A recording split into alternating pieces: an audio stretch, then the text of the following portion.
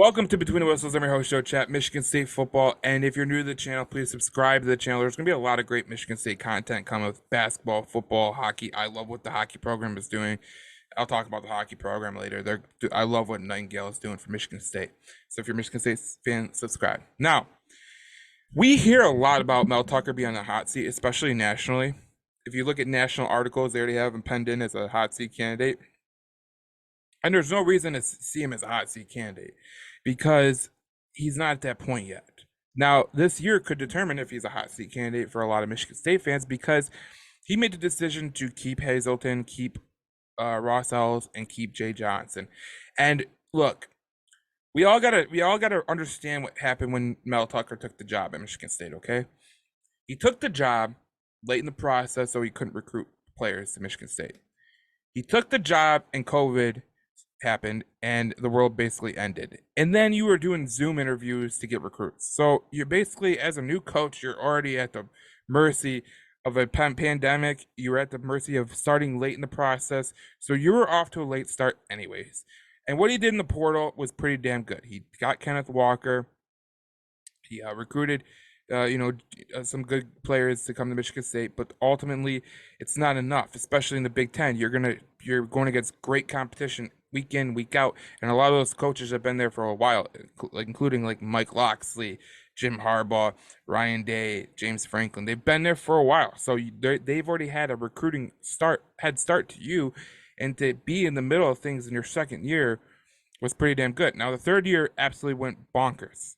Like the kickers on special teams couldn't make a kick, and you thought, well, we can go down to Okemos High School and get a better kicker than we have on the Michigan State roster right now.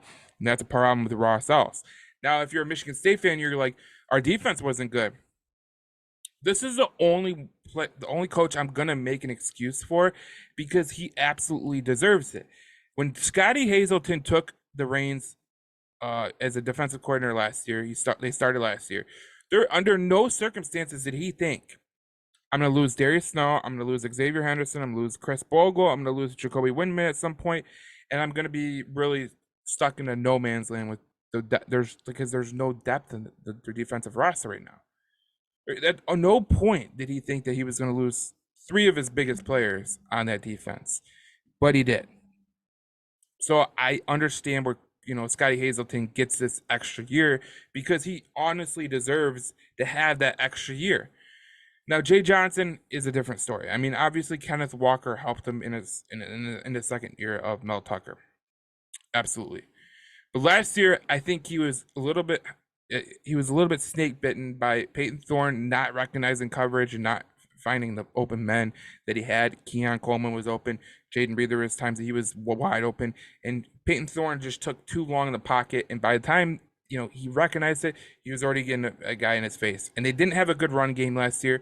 So that is something that they're going to have to fix. But with Nathan Carter coming from UConn in the transfer portal, I think that they could have a really good running game. So you look at the whole spectrum and you go, what is Michigan State capable of doing? I look at Michigan State like they could be a better team, especially on defense. Defensively, they got a bunch of guys. They got, the kid from Texas A&M, Dye or whatever. They have Windman still. They have Darius Snow coming back. They have Kel Holiday coming back. There is a lot of pieces on this defense that you can go, wow, they could be pretty damn good. Offensively, they're going to get Trey Mosley back. And I know a lot of people don't, they don't value Trey Mosley as they should, but Trey Mosley is going to be an NFL wide receiver. I guarantee you that. I like Nathan Carter as a running back, and I like their offensive line. I think there's a couple players on the offensive line like C-Mac that could be a potential NFL draft pick. So when you look at the whole spectrum of things, this is going to be a talented Michigan State team. Make no bones about it. They're going to be more talented than last year. They're going to have more depth than the last year. The major question that's going to really determine Mel Tucker's fate this year, not his fate because he's not getting fired. So that's one thing. But what's going to determine the fate of this year is picking the right quarterback. Because last year, you had Peyton Thorne, and Peyton Thorne had a great year with Kenneth Walker as his running back, and they didn't have a run game. And when you're a quarterback and you're limited, and you don't have a run game, you sometimes panic. And that's what I saw with Peyton Thorne last year. He panicked in a lot of throws. He panicked in the pocket, and when the chips were down and he had to make a throw on third down, Sometimes he took way too long and the windows just closed way too tight. So when you're quarterback like that and your windows are tight, you're gonna have to make those throws bingo bango and make sure you get them all the time. And quarterback is gonna be the major position that really uh, is gonna spearhead this Michigan State team, because we hear from Chris Solari, Graham Couch, guys like that that are Michigan State beat writers, that Michigan State is trying is it's a quarterback battle. It's between Kate Hauser and Noah Kim. We've seen what Noah Kim could do in the later half of the last year. We haven't seen what Caden Hauser can do, and Caden Hauser, there's all hype is around him. I mean, we hear that he's a great passer, a great run. He can run the ball and do things like that. The only difference is how they understand the scheme, and this is where you run into an issue, okay? Because if the only identified reason that you're not starting Caden Hauser is because the scheme and he doesn't understand the scheme, I can understand that, but I think that over time you can get him to understand it and he can get better. I think it's more important that you start Caden Hauser, to be honest, but Noah Kim would be a good quarterback too. But ultimately, that quarterback decision will be the major sticking point for the for the Michigan State Spartans this year. Because I just said Detroit because I talk Lions all the time on this page.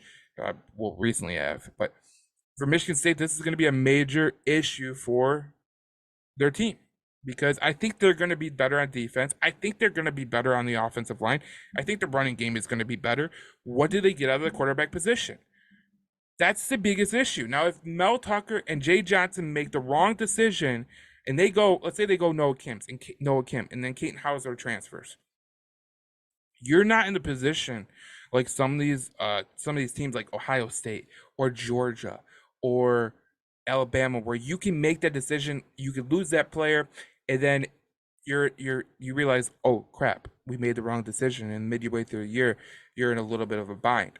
So that's the number one issue facing Michigan State, is deciding who the quarterback is. Because if you could decide who the quarterback is, like all the crap that Jim Harbaugh gets at Michigan, the one thing that he did really, really well, he didn't do really well. I thought the quarterback carousel was mishandled like a hell. But he gave JJ McCarthy the keys to the team. He gave him, even though that maybe JJ McCarthy wasn't as polished as he would have hoped, and Cade McNamara was obviously a guy that won the Big Ten. He gave JJ McCarthy the keys because he was a more talented player, and the offense could have got a lot better around him when he started to really understand the scheme and the way that he needs to develop. And you look at JJ McCarthy this year, potentially he could be a quarterback to be in the NFL draft next year. This is a big decision for Mel Tucker. The Mel Tucker and Jay Johnson, they have a huge decision on their hands. Who is going to start at quarterback? Because it doesn't matter if you have a good running game. It doesn't matter if you have a good offensive line. If you can't move the ball through the air, you will be stuck. And I understand them keeping Scotty Hazelton, like I said earlier. I understand that. This is a huge year for the whole Michigan State program. Like, this is a year where you put up or shut up, period. You're either gonna get better, or there's gonna be major changes made. And obviously, we know that Mel Tucker is not getting fired anytime soon. He's gonna get that extra year because of what he dealt with coming in. But if you look at Michigan State, like, they need to have a good year in 2023, because there's no reason that they shouldn't. I mean, you look at the defense, they're better. You look at the offensive line, they're better. I think that CMAC is going to be a huge NFL draft prospect going into next year's draft.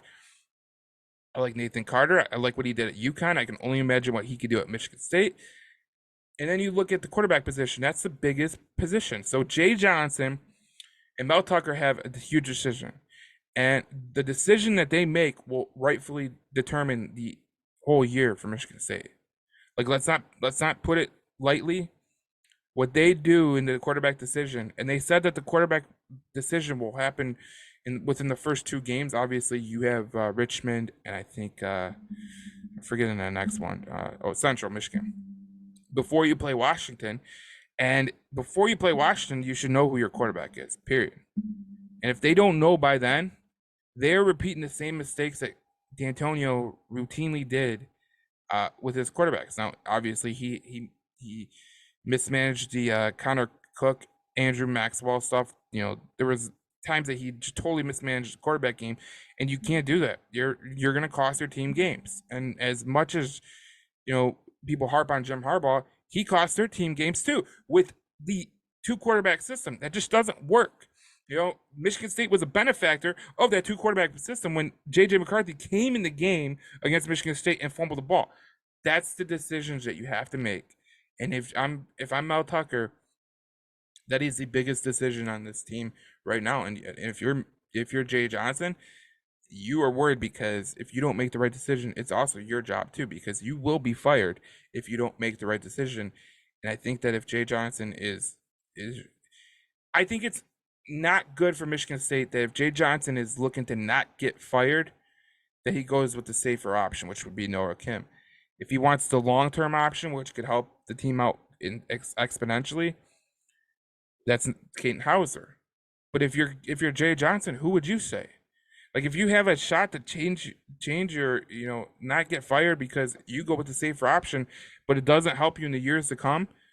I mean that's a bad situation to be in. It's a terrible situation to be in for Michigan State. So we're gonna find a lot out about Michigan State in the next couple weeks with all that's coming out of Michigan State. But obviously we won't learn nothing until the first two games. So it's gonna be interesting. So like I said, Jay Johnson has a huge decision on his hands. Huge. And if he goes safe for him, but risk it for the program because Kate Hauser could possibly transfer, that's where Mel Tucker needs to really intervene. This is the time where Mel Tucker really needs to intervene. Like he needs to be in charge of that because I know he's a defensive guy, but ultimately your team could and this year and into the future could be hindered on the decision of who starts at quarterback. Scotty Hazelton, like I said, I understand why he's come back. I don't understand where Ross Ellis has come back. But ultimately, with all three coming back, Mel Tucker has made the decision that like these guys are gonna be his guys, and if it doesn't work out, he's gonna take the fall for it, and that's not a good place to be. But I think that with Scotty Hazelton, he's in a safer position. With the rest of them, it's really gonna be interesting to see how much better they are this year than they were last year, and that's gonna be an interesting kind of thing that's gonna happen for Michigan State. So it could be a good year for Michigan State, but there's going to be a lot of decisions that they're going to have to make that are going to be huge for the betterment of that program. So if you like this video, please give me a thumbs up, and I appreciate the hell out of it. But I'll see you in the next Michigan State videos. We're gonna have more Michigan State videos as we get closer to the season. I got a couple of videos highlighting certain players, and it's gonna be fun. It's gonna be a fun college football season. So stay with me. I'm Joe Chappa, Between the Whistles Detroit, and I will see you in the next video.